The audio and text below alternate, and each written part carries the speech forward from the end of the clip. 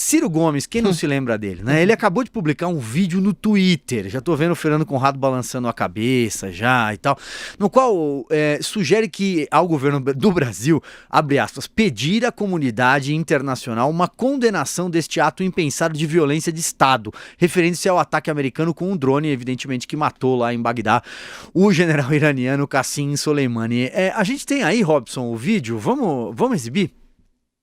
Mais uma vez, o calendário eleitoral e o desrespeito para com a ordem jurídica internacional, promovidos pelo atual governo norte-americano, põem a humanidade em sobressalto e em potencial risco de uma conflagração global, no máximo, ou no mínimo uma escalada de violência contra inocentes, inclusive norte-americanos.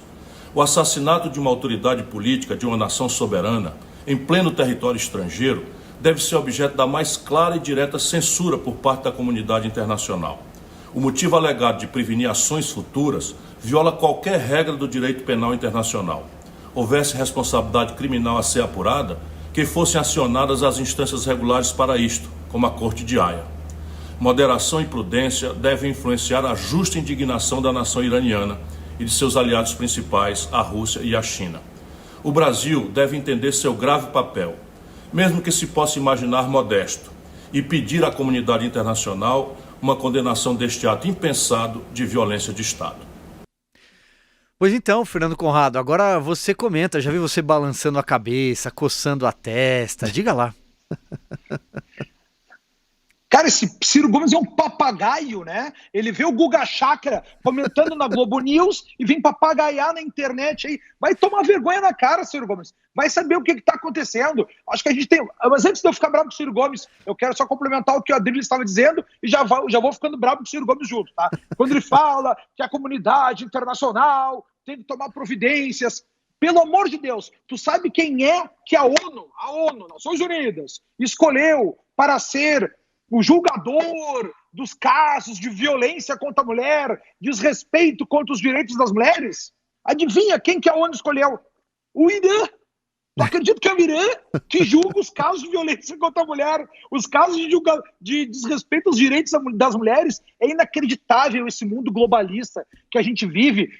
E aí o Adriles, isso ele é um mestre em dissecar toda essa parte da narrativa, de como é tido a questão do relativismo cultural, porque, obviamente, a questão do Oriente Médio, cara, tem 10 mil anos, não é o Obama que resolveu, não é o Trump que vai resolver, e sei lá se um dia alguém vai resolver aquilo ali, não só pelas questões econômicas, né, do petróleo, mas sim pelas questões culturais e religiosas em geral que eles sofrem lá. E só para complementar aqui também, e eu quero agradecer aqui ao meu amigo Thiago Salvador, que está lá nos Estados Unidos me passando algumas informações ao vivo, o interesse da China e da Rússia nessa questão se dá, porque se o Donald... Aí que tá, uma promessa do Trump também foi não entrar em nenhuma guerra gigantesca pelo mundo, né? Nenhuma guerra que durasse muito tempo. Mas isso não impede que ele faça um ataque pontual, como ele muito bem fez agora com esse militar. E o interesse da China e do interesse da China e da Rússia nessa história é que os Estados Unidos percam o foco dele, que o Trump perca o foco dele e vá se embretar em mais uma guerra infinita, como todos os governos anteriores, os americanos, as acabaram fazendo, né? Quando o Ciro Gomes vem questionar o papel do Brasil, querendo botar o Brasil aí em maus lençóis com os Estados Unidos, para mim é pura inveja, porque o que o Bolsonaro conseguiu fazer, ficando amigo, assim, cortês com o Trump, é tu conseguir um irmão mais velho, né, um amigo poderoso que vai te defender contra os outros. Isso a gente pode ver no próprio caso da Amazônia, ali, quando a França, com Macron, tentou atacar a nossa soberania, o nosso amigo dos Estados Unidos prontamente agiu ao nosso lado. Então, nesse ponto, eu não tenho dúvida alguma, como todo mundo já vai coadunar aí comigo, eu tenho certeza que o Brasil vai ficar do lado dos Estados Unidos e certamente vai apoiar o ataque do Trump e vai condenar as movimentações iranianas acontecendo lá em Bagdá, no Iraque, né? Pois é, por falar em Brasil, eu havia dito agora há pouco que o Itamaraty não se manifestou, mas algumas aspas, algumas declarações do presidente Jair Bolsonaro começam a surgir. Imagino que ele tenha dado alguma entrevista rápida agora há pouco. Ele disse, abre aspas, eu não tenho o poderio bélico que o americano tem para opinar neste momento. Se tivesse, eu opinaria. São as primeiras declarações. Eu vou continuar procurando outras afirmações ou alguma declaração oficial do Itamaraty, portanto... Repito, essa a primeira manifestação que leio aqui nas redes sociais nesse momento. Eu não tenho o poderio bélico que o americano tem para opinar neste momento. Se tivesse, opinaria. Frase aí, portanto, do presidente. Leonardo Coutinho, devolvo a palavra aí para você. Teve de Ciro Gomes até a explanação do Fernando Conrado ali, coadunando com o que o Adriles disse, e eu amarro aqui com o Jair Bolsonaro. Olha, eu estou com o Bolsonaro. Eu acho que nessa questão do Irã é preciso ter fogo pronto para algum tipo de reação.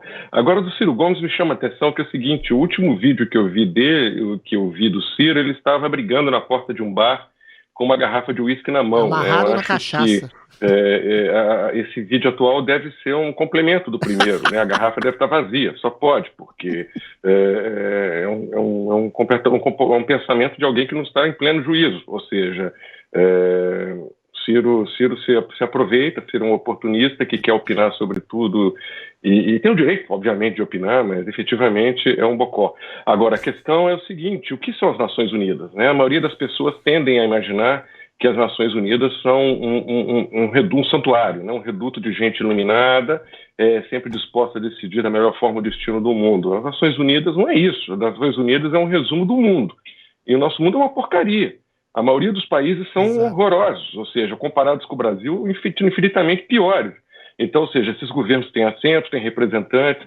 Então, as decisões que saem das Nações Unidas não são as melhores. As Nações Unidas sofrem uma crise de legitimidade brutal, o sistema multilateral é fracassado, e as Nações Unidas hoje, ela é isso, ela é um depósito do que há de pior na humanidade, né? Ou seja, porque se nós pensarmos que a maioria dos países, pensar que todas essas ditaduras, pensa que a Venezuela até recentemente foi presidente do Conselho de Direitos Humanos das Nações Unidas, a Venezuela faz parte do Conselho, o Irã tratando de política para as mulheres, as Nações Unidas viram uma piada, né? Então, ou seja, só que ela tem a reputação, e as pessoas tendem a crer que ela pode solucionar os nossos problemas, e entre elas o Ciro, o sujeito que briga na porta de bar com garrafa de uísque. Então, é o que eu tenho a dizer sobre esse tipo. O Leonardo falou uma coisa que é brilhante, e eu falei lá atrás em relação ao relativismo cultural. Eu acho que as Nações Unidas, a ONU especificamente, é a filha mais direta e mais fecunda desse relativismo cultural que não deu certo, desse multiculturalismo que não deu certo. A gente sabe, o Leonardo deve saber melhor do que eu, que há regiões da Turquia, por exemplo, que uma mulher estuprada tem obrigação, por exemplo, de casar com seu próprio estuprador, porque seria a honra afetada na família ela ter sido violada por um criminoso. São coisas assim, violações básicas dos direitos humanos, e a ONU, por ter esse princípio, entre aspas, democrático do mundo, dá voz a países que não só toleram, como às vezes instigam e instituem culturalmente barbaridades, monstruosidades, como as que são realizadas no Irã, e dão vozes a excrescências como essas, a coisas absolutamente caricaturais. O Irã falando de direitos humanos, e a Venezuela falando de direitos humanos, vira um escárnio total. O que as pessoas têm que perceber é que a cultura, o processo civilizatório, o processo cultural, ele tem, em grande medida, um princípio darwinista, no sentido que os melhores sobrevivam, e os melhores não sobrevivem exatamente por opressão ao próximo, os melhores sobrevivem exatamente por um discurso que compõe a civilização, de respeito ao próximo, de direitos humanos básicos, civilizacionais, baseados em princípios, inclusive cristãos, entendeu? Existem, eu vou dizer uma coisa que parece um atentado ao pudor aos ouvidos de alguns antropólogos e multiculturalistas, existe sim culturas que são eventualmente superiores às outras, principalmente a superioridade se dá no princípio da tolerância às outras culturas. Mas a tolerância às outras culturas não quer dizer, mais uma vez eu repito, tolerar aquele que quer te esmagar. Você não pode ter uma conversa formal, como o Ciro Gomes, de maneira absolutamente alucinada e psicótica diz, de instâncias internacionais irregulares com terroristas.